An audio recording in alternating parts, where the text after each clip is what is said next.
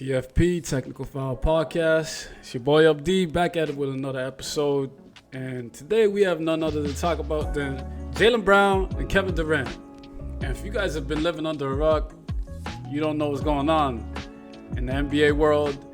You don't know what had happened the past few weeks, the past few months with the whole Kevin Durant situation. Then, yeah, as I said in the beginning, you've been living under a rock. But let's talk about this, because a lot of variables, a lot of things happened after the report came out from Woj himself. We saw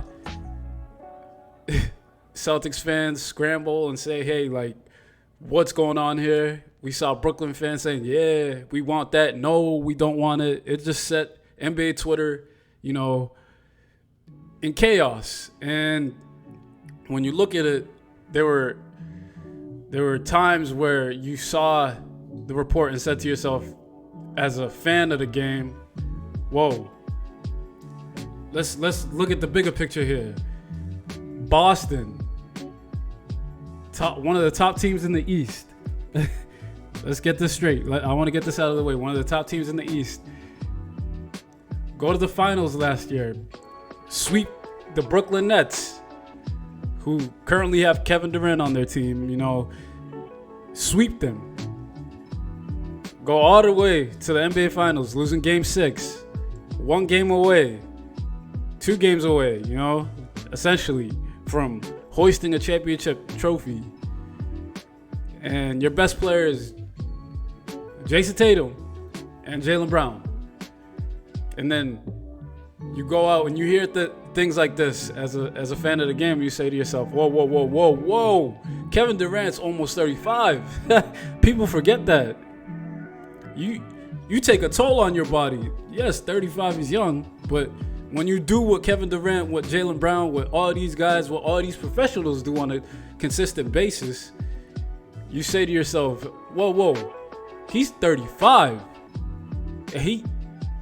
And you want the Celtics to give a young 26, 25, 27-year-old who's in his prime, still in his prime, hasn't even peaked yet, to the Brooklyn Nets just for one guy.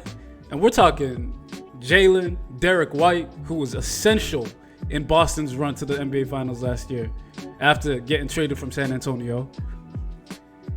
And 2 first-round draft picks. You laugh at that, and then you look at Brooklyn, and you're like, Brooklyn's asking for too much. I mean, yes, they are. The guy is almost 35. He's almost 35 years old. He's almost done with his career. If you really, really look at it, he's setting himself up right now. What am I gonna do post-career? You see what he's doing with the boardroom. You see how he's getting into NFTs. You see how he's getting into the crypto game. You see what Kevin Durant is doing in his career right now. I'm focusing on my future. Like what I've done, I've won the championships. I've won the MVPs. I've won the scoring championships. Now I want out of Brooklyn. I want to win another championship. Yes. Before my time is done. Yes. Cool. But from an NBA fan standpoint, you ask yourself, especially if you're a Celtics fan, do you guys really need this guy, Kevin Durant? Do we really need an aging superstar on this team? Yes, it's gonna look good on paper. Look, it looked great on paper when Kyrie teamed up with KD. When KD and Kyrie and James Harden teamed up, it looked great on paper. So great that they pretty much swept the Celtics 2 years ago. But times have changed. Harden's gone. Kyrie's got his own situation with the whole I want to go to LA thing. I want to get out of here too. I don't want to talk about it. I'm on my spiritual BS. So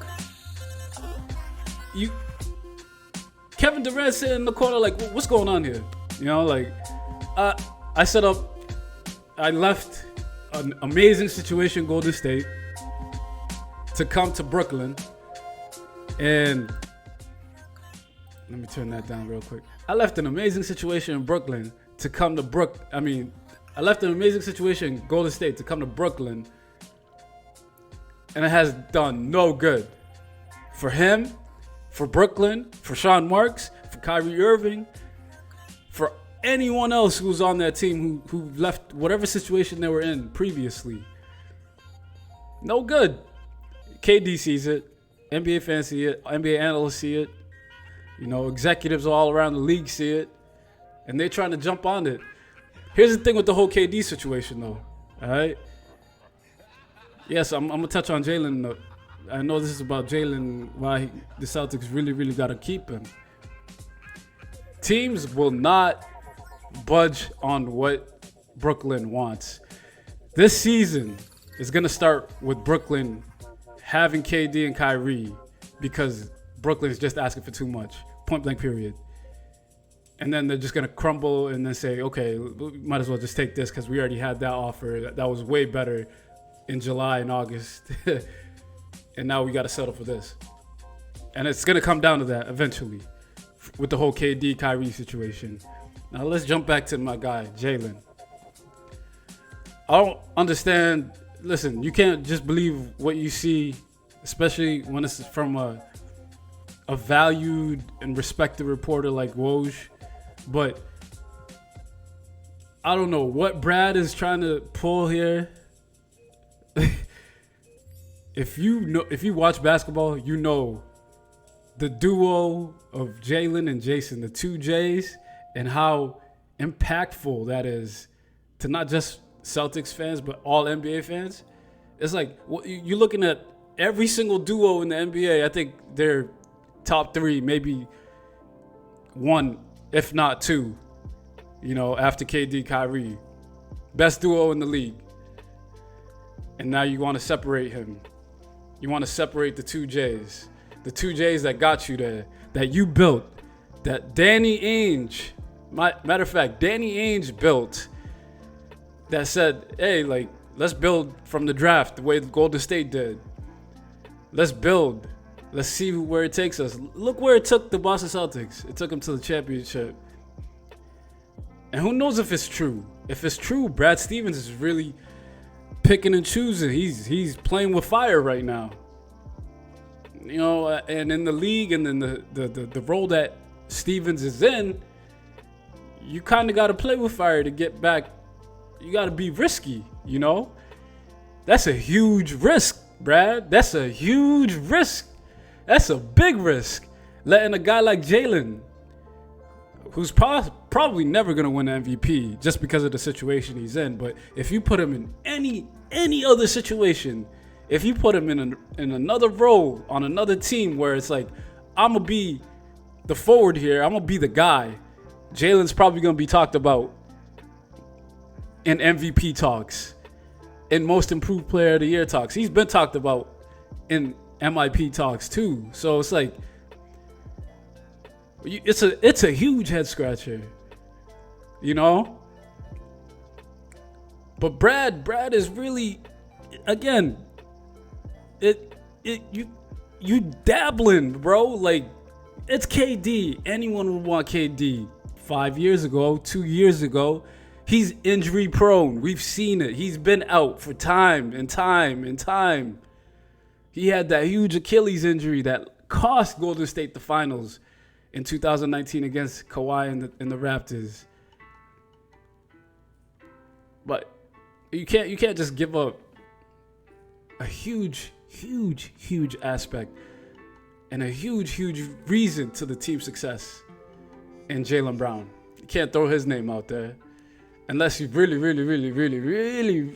think KD's gonna pull off some magical, I'm a 7-foot assassin. Yeah. One of the best scorers in the league. Yeah, we know that. You know what else everyone else in the NBA knows? That he's injury prone. He's also not loyal. Left OKC. Left Golden State. Steph and Clay. He left the two Splash Bros. He left the two guys who are the best shooters in NBA history, who just recently beat Boston in the NBA Finals. Now he wants to leave Brooklyn. What makes you say as an executive, oh, I'm going to bring this guy in temporarily and see what he does. He might just stay. Yes, Jaylen has his own contract extension issues that he has to worry about because he could leave in about a year or two, realistically. And the way things are going, Jaylen might leave. But you trying as an executive, as a GM, saying to yourself, I'm gonna get this guy because of the name. Man, forget the name. When it comes down to businesses like this, you gotta stick with the guys who are loyal. Look at Kobe, look at Dirk, look at Tim, look at the generational players that have stuck with the guys that they drafted. Look at what Golden State is doing with Steph Curry. Look at what Golden State is doing with Klay Thompson, with Draymond Green. Look at what Portland is doing with Dame Lillard. Building around that. KD's not gonna, he's gonna get what he wants and then he's gonna dip. Kawhi is gonna get what he wants and then he's gonna dip. LeBron is gonna get what he wants and then he's gonna dip. People are now talking about LeBron leaving because of everything that's swirling around. And the fact that everyone in the NBA knows that he's not loyal. But you letting go of a loyal guy in Jaylen Brown over a disloyal KD? Yes, you're a great player. But, brother, there's no absolute reason as a GM you should take a guy like KD over a loyal part and player to your team in Jaylen Brown. Point blank period. That's all I got to say about this whole situation. I've had this in my head a break. I've talked to, people in the group chat about it. But, yeah, Jaylen's going to stay in Boston. He ain't going nowhere. I'm going to let y'all know right now. It's all rumors, I think. If it isn't, Brad, you tripping. KD, Kyrie going to start the season together. People forget they still got Ben Simmons, who's also a disloyal player. We'll get to that at another point. But, yeah, it's just, I don't see the reason why Boston should let go of Jaylen. Hey, I've been talking too much right now. If y'all could do what, it's up there. Do what you got to do. I ain't going to ask you. If you don't, blessings to you. Anywho, it's your boy Up D. Appreciate y'all. Peace, love, respect, easy.